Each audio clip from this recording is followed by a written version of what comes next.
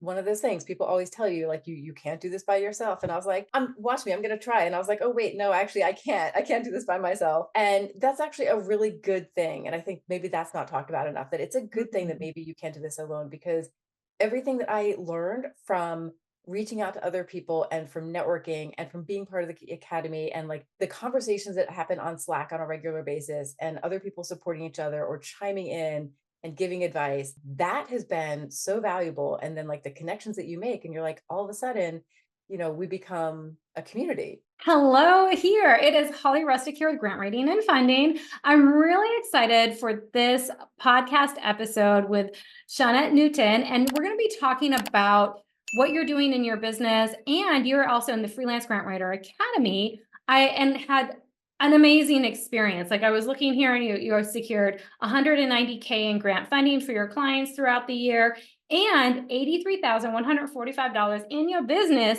and that's amazing because I said, oh, I was checking on your onboarding form, and I think you said you had only secured about 25K in your business before that, and your goal was like 75. You had like big goals, but look at you, like even overreached that big goal. So welcome, welcome. I can't wait to hear about all of your experiences in the academy. Awesome. Thank you, Holly. I am so excited to be here and talk about the academy and how my business has grown, specifically with the help of you in the academy, because it was transformational, to be honest. Like, I was very new to my business when I first joined. Like, I think it only been started for about a few months, and it helped leverage, like, just not just my confidence, but like building the community and getting the one-on-one support was awesome. Oh, I love that. I love that. And yeah, I mean, you've just really applied the coaching. And here's the thing is you came in with 11 years of grant writing experience. So it wasn't that you were new to grant writing, it was just new to a business. So can you kind of talk about where you came from in your profession and kind of career journey? Yeah, I mean, I started my first nonprofit job was as a grant writer, as a grant coordinator. And so that kind of got my feet in the door. And I really have enjoyed doing the fundraising and development aspect of nonprofit work. And through different organizations over the years, it was great to try, different sizes and different fields that they were doing. And I finally got to that point, and I was like, I really want to start my own business, because I feel like I would have a more tangible impact on smaller organizations that need the help, rather than just being one in-house staff member. So that's kind of what I decided to do. I love that. And so did you have, just kind of go personal a little bit here, but did you have like savings before you went, into your business? Did you just start at part-time and keep your full-time job? Like kind of what was that journey for you? That is a great question. And I've heard from so many other people about, like, I started doing this and I had like thousands of dollars saved up, like, and I was okay for the first year and this and that. And other people, as we know, like, they're still working their full-time job while they're doing their Mhm. consulting business. And I would say, nothing new, but like, do whatever works best for you. And I Yeah, hit a for sure. point where I was like, you know what? I just want to do this, and I'm going to do it, and I'm going to figure it out and make it work. And I had a little bit of savings, but not probably what I should have, right? Mhm. And I scaled back a lot of things, and I did some sort of, creative accounting, and things were tight the first year, as you saw from my forms.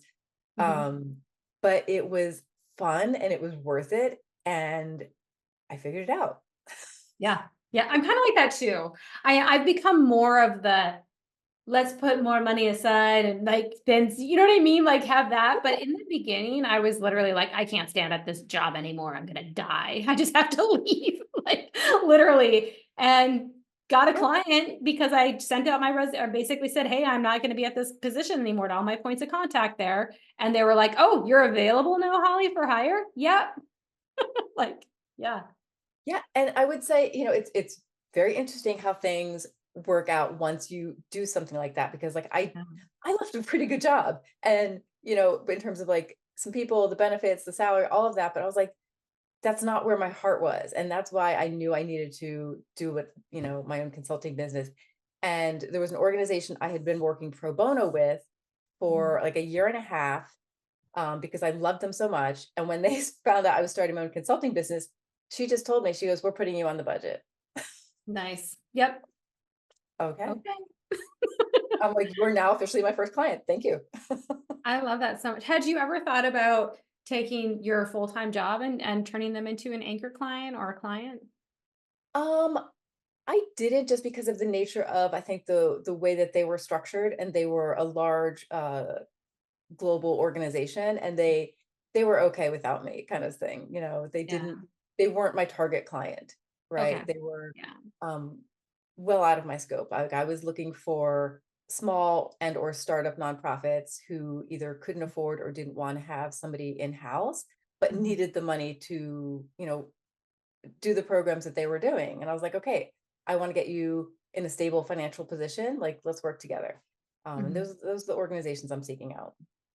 I love that, and I love that you already knew kinda like your target market before you quit, right? Or like as you quit, like was that kinda like in the beginning? Or did you figure that out later? I'm like, I did a little bit. Like Yeah. I had this idea and like a basic roadmap of like what I wanted to do. And I Mhm. kept trying to get my footing with it, and nothing was really getting traction. And that's where, again, like the academy really helped me do that. Like all your training videos and whatnot, in terms of like, finding my niche, Mhm. and figuring out like who my ideal client was and what I wanted to be doing. And I was like, oh, okay. So now I have all these ideas, and they're actually being mapped out in a way that made sense, and that helped me articulate what I'm trying to say, you know? I love that. Yeah, and I love that you took the curriculum in there to like, okay, now I gotta like figure this out because it can feel a lot of people are like, "What? Niche down, it's nonprofits." It's like, "Oh, no." There's like There's there's a so whole many. thing. There's so Yeah, many. Yeah. And for you to know the difference too between, like you said, your full-time job, which is global, huge organization, like that's not a match potentially, right? So yeah. why go there? But so coming in then, so you quit your job, you kind of like just jumped into it, into your consulting. You had some things kind of working, like you had somebody put you in your budget, you had this and that, you had a couple of things, but you said it was a struggle still. And is that when you found the academy? Because you were like, okay, I need some more support here, or like, Yeah, did you it realize was you about needed that that time. support? Like, Yeah, I was like, it was one of those things where I realized, one of those things people always tell you, like, you can't do this by yourself. And I was like, watch me, I'm gonna try. And I was like, oh wait, no, actually I can't do this by myself.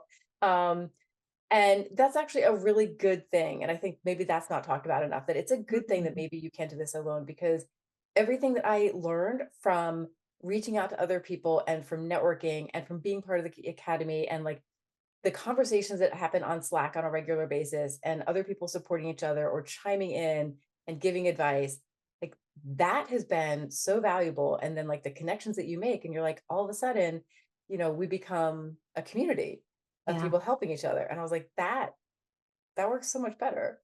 It does, it does, it's so nice, and you're like, "Oh my," even, like, I love Slack because you could be, like, having this huge thing, like, "I don't know how to find this one thing or whatever for this type of grant," or whatever it is, and someone's like, "Oh, I got you, here's the link," or whatever, and you're like, "Oh my gosh, that just saved me, like, 5 hours of research," or Yeah. whatever, you know? Amazing, right? Yeah. And even just being able to kind of like virtually brainstorm things about like, hey, I'm thinking about trying this with my business. Or does anybody have advice about like how they've handled this situation, or like this database, or I have this need that I'm thinking about doing, you know, what are your thoughts on it? And that sort of like virtual community is fantastic. Yeah, because it grant writing is very can feel lonely, right? You're at home or in an office by yourself, usually renting it out, and it's a very solitude kind of job, which is it's nice and has its benefits in that way, but then it can feel like you're operating in a silo, right? So you can get stuck or in your head or just spin out about things or just not move forward on things. Like, so Yes. is that where you would tap into the academy if you were feeling it all like that? Yes. Yeah. Yeah. Absolutely. Oh. Yeah. And I think maybe not as often as I should have, but every time that I did, I was like, why am I not doing this more? Because it was very helpful. And I think one of the things also is that it wasn't just a place to get sort of like business advice and do that type of brainstorming, but it was also these things of like I'm struggling with my business right now. Like I don't know what to do, Mm, or I'm really frustrated with this client, and I've never had to deal with the situation, because before I had an HR department or something, and now it's just me, and how should I handle this? And so there were also some like kind of tough things that would come up yeah. about just, problem solving within your business and trying to navigate that. And um yeah, stuff that wasn't always easy. Yeah. I love that. I love that we have I remember for a couple of calls, I said, okay, instead of just bringing your wins today, let's bring your struggles. People love that. They Like, did, because I think, yeah, like, we want to celebrate our wins, right? And, like, and focus on, like, yes, we're grateful, we're enthusiastic, we're in this, we're excited, but not every day and week is gonna be like that, and I think it is very helpful to acknowledge that, and I think that's one of the things, like, why it resonated with people. They're just like, "Ah, I don't have wins right now, but I have a lot of things that are not great," and mhm. we can share and laugh about it and support each other. Yeah, and just like saying things out loud in a supportive community sometimes, right? Like that can ease your nervous system and make it not such a big scary monster. Like that Yes. problem could just be like a looming monster in your brain. Or if you mention it to your spouse or your partners or your friends or family who don't have a business, they might be like, oh, you should just throw in the towel. That sounds awful. Or something like that, right? Where they're not going to give you potentially the best advice, or they're just not gonna sympathize with you in the same way. So the Yeah, community is a great I'm like, "Let's vent today," right? And it's a great place for that to say, "It's okay," but at the end of the session of saying, "Okay, now I feel more supported because I don't feel like I'm the only one struggling yeah, with this," right? exactly. Yeah. So, I so liked to refer, when I was telling people that I was part of the academy, and doing as part of my business, I said, "They're my virtual coworkers." You mhm. know, Yeah. that they're the people that I go to when I need feedback, or I wanna, bounce an idea off of somebody, and, like, you can't just walk down the hall of your office and do that, you Mhm. know, and that is tremendously helpful. I love that. I love that term, the virtual coworkers, because it's so true. It's so true. Awesome. So you've gone to a lot. So you went from basically kind of starting this business. You had maybe about 25K. You had some clients. You're like, it's got some legs, but I need support. You joined the academy. You're like, all right, I'm all in. And there's probably at that point, like that's a huge investment, right? That's a huge investment when you're like, don't have a lot of savings and all of the things. So what kind of made you decide to go in on that? Because that's a risk, right? Let's face it. Like if you're not in it, like once you get in, you're like, okay, yeah, no problem. This was worth it. But before that, sometimes you're like, wait, what? So can you kind of talk about that deciding factor? Definitely. I would say there were a couple of things. One is that it had come recommended from somebody I had met at a virtual nonprofit conference, and I don't remember who, but they were talking about it, and they were talking about your work, and I was like, "Oh, that sounds like a really good thing that could be helpful for me." And you were having like a free, like, one-on-one half an hour call, and I was like, "Ooh, I'm going to take advantage of that and, like, chat with you and learn more about it." Mhm. I think, and hearing more about that in just a very open and candid way, Yeah. um, helped me make that decision, and also, like, the monthly payment plan did help. Yeah. And I was Yeah. like, okay, I was like, I can manage this. And I think also one of the main pivotal points, I was like, if I'm doing this with my business, I'm doing it. I'm Yeah. not just going to keep trying to do something that's not working for the past couple of months. Let me try something different. Let me try to get support. Let me try to get some professional development and see what that's going to do. And it did great things. So yeah, at some point, like, I may have already mentioned, you have to invest in yourself and your business. And I knew that, but I didn't know it until I knew it. I was like, Yeah. when I was experiencing it, I was like, oh yeah, that. That's what I need to do. Oh yeah. I know. And it's funny because a lot of times you do feel like, oh, we can just do it on our own. What is it? Just writing some grants, like getting clients, like sounds so easy. And Yeah, it can be simple, but there's so much that goes beyond it, right? Like there's learning how to do sales, there's learning what kind of services, how to put that together. What is your pricing? What is all your mindset drama that comes into that and all the, the things, right? oh my gosh, the pricing and the mindset drama. Absolutely. Mhm. Yeah. Yeah. I can't tell Yeah. you how many times, and you probably have a record of it, of every time I was like slacking or sending you something. And I was like, okay, here's this proposal. Okay, what do you think about this? Like, Yeah. my pricing was probably all over the place for, the first couple of months, as I was trying to, like, just navigate, like, how that was going to work with the services that I was offering, and, like, whether or not that made sense for me and my clients. So Mhm. yeah, that was a good opportunity to, get some ideas back and forth. Yeah, and that's a great segue. So, what part of the into like utilizing the program then to help with that? What part of the program did you really feel like, because we have so many different, we have our coaching, we have our Slack, we have our reviews, we have our curriculum, we have all of the things like, but what did you really tap into? Do you feel like the most that really supported you, and how did it support you? Yeah, that's a great question because I think that they all provided different kinds and levels of support within themselves.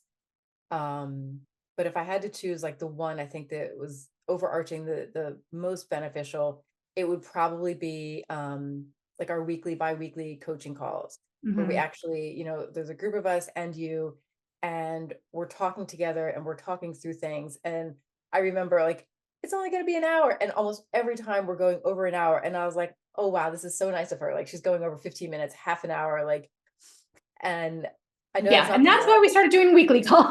right, and I Yeah. realized I was like, "That's why that," but it was just a Mm. wonderful space, to be able to have those conversations with each other, like, in sort of real time. Yeah. Like, the training modules, for the opposite reason, I love them because I could do them at my own pace. I could stay up late watching some modules and doing some of those and getting the templates and figuring out how I was gonna customize them. And the Slack channel, like anytime I can hop in there Yeah. and have a conversation. But that dedicated time where we were all going to be meeting, and it was sort of like an open forum for like, what do you need help with? I think that had an impact, not just from like the knowledge that I gained just from like you answering my questions, Mhm. and maybe them helping other folks, but hearing other people and what they Yeah. were working on and what they were going through, and learning from that, but also just having everybody feel like they were being seen during that Yeah. time. Like Yeah. your business, what you're working on, all of it. I love that. I love the coaching calls too. Like, cause like you said, it's like, you just feel like, I don't know, it's like you feel like we went home, or like you're on, like everyone's together. Like, it's like, okay, we're Yeah. all together, family reunion. kind of It thing. kind of is. And with the different time zones, somebody's like, I'm having dinner and then I'll be on camera, or I'm doing this, or I'm in the car getting my kids. So it was like there was still like lots of life happening during the Mhm. coaching calls. But people just showed up in different capacities, and that was kind of beautiful. I love that. I love that so much. Yeah. And a lot of times you would come, but not necessarily ask a question, right? You just wanted to be a part of that environment, right? Like that time. Yeah, because I think there was a lot to be learned from also what other people were working on and Yeah. what they were, doing in their businesses. And you're right. Like I would show up, but I didn't always like ask a question or Which participate. is And it was fine. Yeah, we're like, it, "Come, listen, you'll get coaching even if it's not for you." Right? right. I was Yeah, that kid in class too. Like yeah. I was like, I'm here, I'm doing my thing, I'm taking lots of notes, I'm absorbing all the things, but like, No question. might not always say anything right away. But Yeah, yeah, yeah. I love that. I love, and I even like, did you ever, get into the replays too, the podcast replays? I did.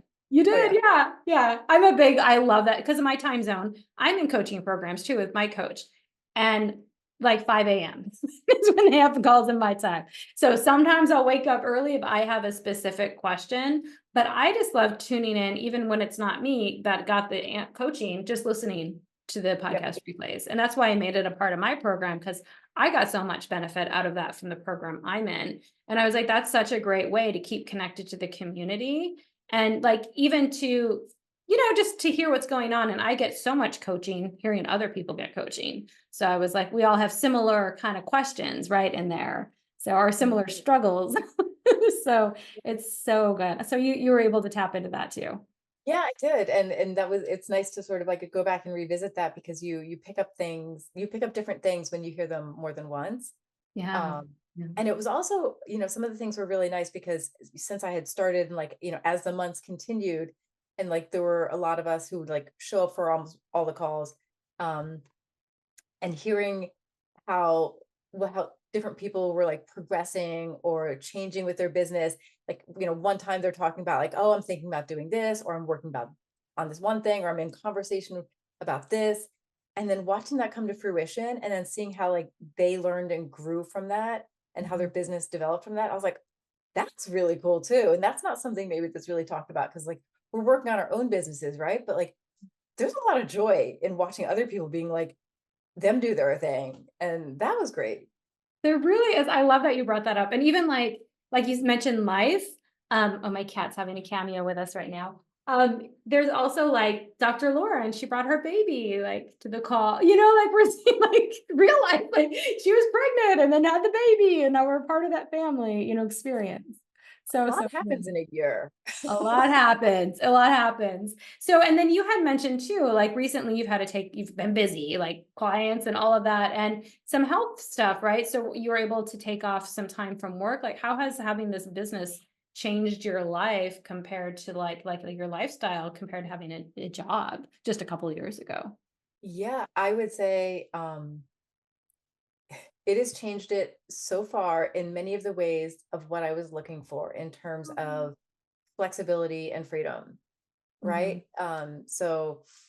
Like I recently I'm getting over like a sinus infection, and it was rough. It was like a week and a half at least, and I'm still a little fatigued and whatnot. Those are But the being worst. able I to get again those like too. work Yeah, they're bad. Yeah. yeah, Mhm. work from home, and then not have like a deluge of meetings Yeah. that I were having when I was in an office or at a an in-house job, and I was like, I don't have that. And I Yeah. also have clients who I'm communicating with in such a different way that when I say like, hey, I need to reschedule this meeting today, I have a sinus infection, this and that, and they're like, not a problem, get some rest, feel better. I was like, okay, great. So Now I things need a doctor's note. Right. right, I don't need a doctor's note, I don't need to prove that I'm doing this. I was like, that's nice. If I just show up on camera, they'll see how awful I feel. you know? Um, and that sort of flexibility is tremendous because I'm like, as long, I'm getting the work done, and that's what matters. I love that so much. And then financially, like you've been able to replace your full-time salary, I'm imagining through this. How has that Mostly. been? About, yeah. So how's Yeah, that for mostly. you? I ever upward. Ever upward. Yes. And but I mean, like with your time, how is that feeling? Like, because you said now you have more flexibility and all of that. So is that kind of balancing it out as far as like replacing income, but with like a different type of lifestyle schedule? Definitely a better and different lifestyle schedule for sure. It's more flexible. So again, like going back to like when I wasn't feeling well, um, mornings were really rough, Mhm, mhm. but afternoon and evenings were better. So, I would just sometimes I would work late into the night and then sleep in the morning and still be able to get things done that I wouldn't be able to do if I had a regular job Yeah, per se. yeah, Again, job depending, but yeah, having that flexibility, to create my own schedule, and to communicate with my clients, in a different way, is just it's life changing in yeah. comparison. Oh, I love it. I love it. So, and then with your business, like as far as like coming in, and had already started a business, but then going through the academy, would you say, I mean, you said a lot of the things were helpful, but like, was it just getting that clarity in your pricing and your service offering, like going through that, like what really made the change, do you think, with getting like multiplying your clients basically and your revenue? Yeah, I mean, it was all of those things. It was getting the help, not just like with the pricing and the helping get my niche in terms of what I wanted to do, but I think every of those training modules, like figuring out like the dynamics of like the sales call and the discovery call, and having some templates that I could customize to be like, oh, okay, like I know what I need to be doing, but here's a guideline. And that just helped get started a lot of the things that I already wanted to be doing, but it felt like too much of a heavy lift and I was getting Um, overwhelmed. And it was just very nicely laid out in the academy in terms of, you know, go at your own pace with these modules. If you want to binge watch them like they're Netflix, that's cool, but maybe not advisable because you want to like digest them a little bit. mhm, Um, and just trying to, get your feet moving forward in the direction that you want your business to be going. mhm. I love that. I love that you mentioned the ethical nonprofit sales system, right? Like just be able to like, okay, doing this, like, did that feel better? Just doing your sales calls? Do you feel like you were just able to convert higher? I think a little bit, yeah. I think also you did a bunch of stuff with I think it was like like ways to find like 50 new clients kind of thing. Yeah. Yeah. Yeah. And I was like, oh, okay, like let's try this. And so like I broke it all down and I started piecing it out, and like I was doing outreach and I was doing some research and like just all these different ways to network and to do some outreach, with people and organizations to try to, not just get your business established and known, but like to find people and to connect with them, because I look at it as a way similar to like, as when you're working at a nonprofit and you want to get the funders, like one of the things I tell them is you don't necessarily want just the funders, you want a partner Yeah. for the work that you're doing, right? Yeah. And that's how I feel about myself with the nonprofits. I'm like, we don't want it to be, I don't want this to be transactional, right? Right. Yeah. I want this to be a partnership where we are working together towards a common goal and a common good. And it's Mhm. not just, we're not just getting paid and you're not just getting the money from the funders. Like you want to be in it together. Yeah. And on that note, then have you been delving more into like the longer retainer model to Yes. have that? Yeah. So because it is when you have a relationship, it's like, I'm not just here like for a date and then we're out. Like we're gonna be here for a while. We like this needs to work and it needs time to work. Yeah. So was that something you transitioned into coming into the program? It's something I continuously was working towards in Mm, my time in the academy. mm, Because I kept getting some hourly clients, and I was like, okay, we're giving this a try. We're doing it. Like, mhm. don't tell Holly that I'm working hourly for these clients, kind of thing. Because like I know that's not the business model that I want to be doing, and it's not ideal. But sometimes that's what we do. Yep, Um, yep.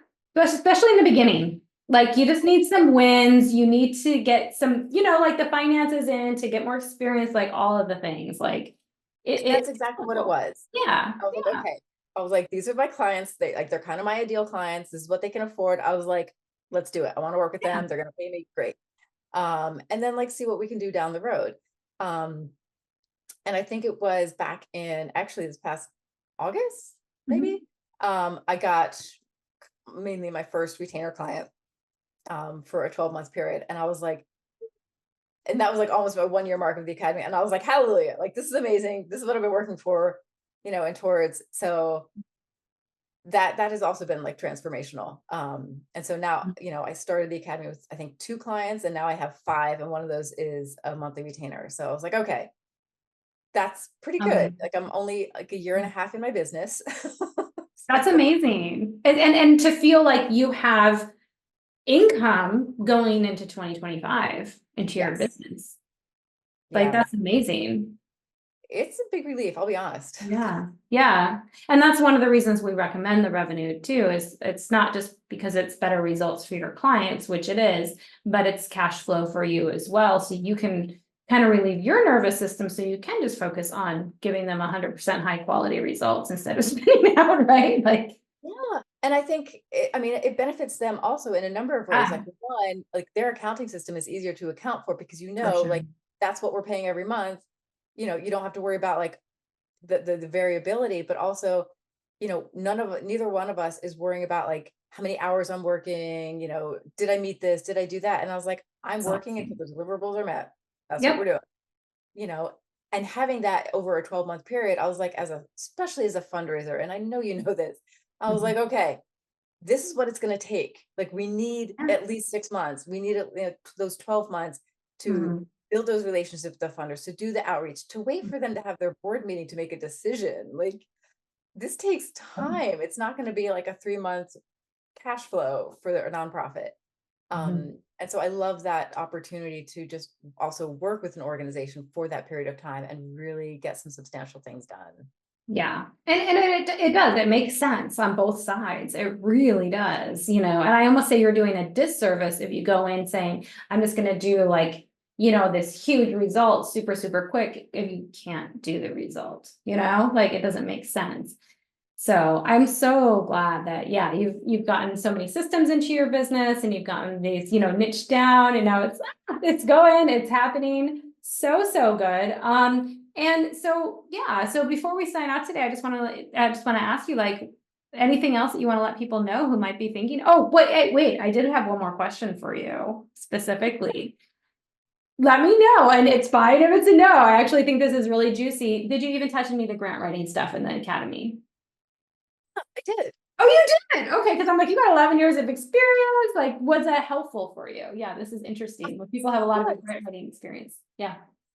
I'm of the mind of I'm curious and I love to learn. And I think that, we all have different approaches to things. So I was like, okay, I know what I know as a grant writer from like my different experience and all these different organizations, what I've done. But it's also helpful to see like how you were doing your training module, being like, oh, okay, because it's new and it's different and it makes me rethink the way that I'm doing something. So even though I was like, oh, I've got all this experience, whatever, it's helpful to have that refresher. And I was like, Yeah. but do I know what I'm doing? And like I can know better, I can know different, I can be growing, I can be changing, I can be doing this differently. And I kind of liked that. Like it was fun to dive into that and being like, rather than being like, oh, I'm a grant writer, like I'm good, Holly, I don't need this. Yeah. It was fun to dive into just all the modules and to learn that. And I think that when we did that grant, the master template thing, oh my Yeah. gosh, so excited for that. And I was like, oh, let's put this all in one place. And like, because it's something I have thought about and I had briefly done in previous organizations, but like the way that that was laid out, like Mhm. was much different than I had originally been doing it and thinking about it. So yeah, very helpful. Oh, super good. So, and that's what I say too to people who are like, I know you got a ton of grant writing. You don't need to go through all the grant writing models, but you might want to go through the master grant application template modules because it's a process on how to do this with your clients. And even if you have grant writing experience, you may not have done this. You probably are just writing grants.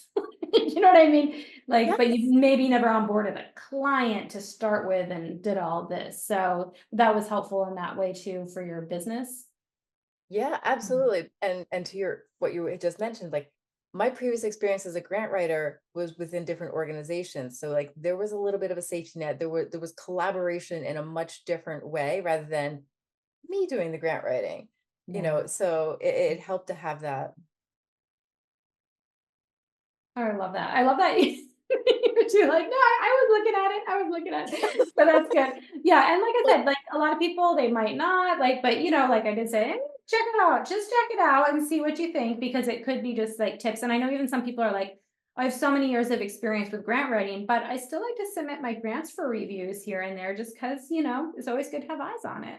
Yeah, Yeah. I submitted a few, and Yeah. I think the feedback is always helpful to Yeah. have, and whatnot. So, I mean, Awesome. I was, anytime you put up a module, I was like, I'm gonna watch it. I'm gonna watch it.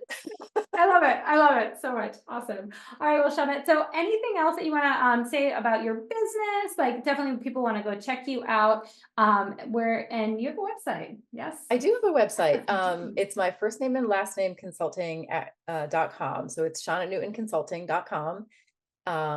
Yeah, I would say, my quick overview is, I am still working with small and medium-sized, startup nonprofit organizations, primarily focusing on human services and environmental work. So those are my two main passions. And there's those are broad umbrellas with, a lot of things underneath. But that's my primary work right now.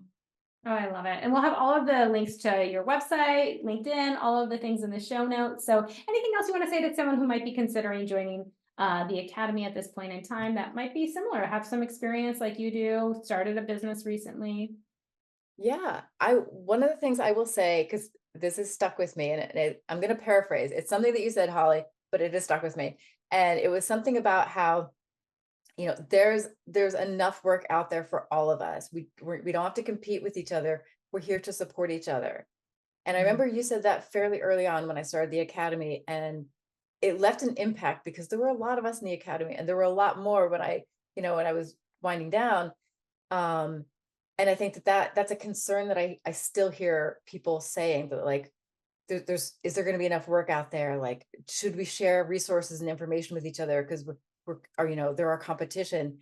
And you just put that all to rest. We are not competing with each other. There's tons of work out there. There's so Mhm. much, and we're going to do it better, and we're going to do more of it if we all work together.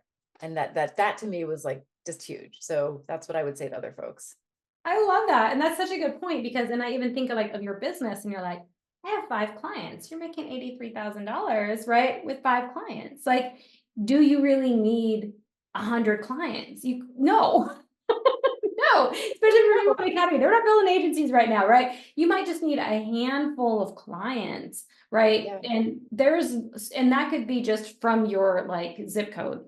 Within your zip code, right? So, and it's just amazing to say, hey, we actually collaborate together. And we see people hiring each other in the academy because they're building their business so quick, and they're like, hey, we need some support. Does this person write Yeah. environmental grants? You're like, yay, hire me. I can do some subcontracting for you. Like that's the way it works instead of competing. And I love that you brought that up because it's one of those things that be like, okay, there's a couple hundred people in there, like people going to be stealing each other's ideas or whatever. And it's like, no. No, no, instead they're asking each other like, "Oh, can you share that template that you mentioned?" Or like, and everybody's sharing resources, and it's lovely. It's so good. I love that so much. Well, thank you for mentioning that. And I'm just so proud of you and all of what you were able to do in the academy with your business. And as you keep growing it, we'll see you in the mentorship. You would be right. So I love that so much. But thank you again for Shauna for coming on the podcast today, sharing your experience about the Freelance Grant Writer Academy.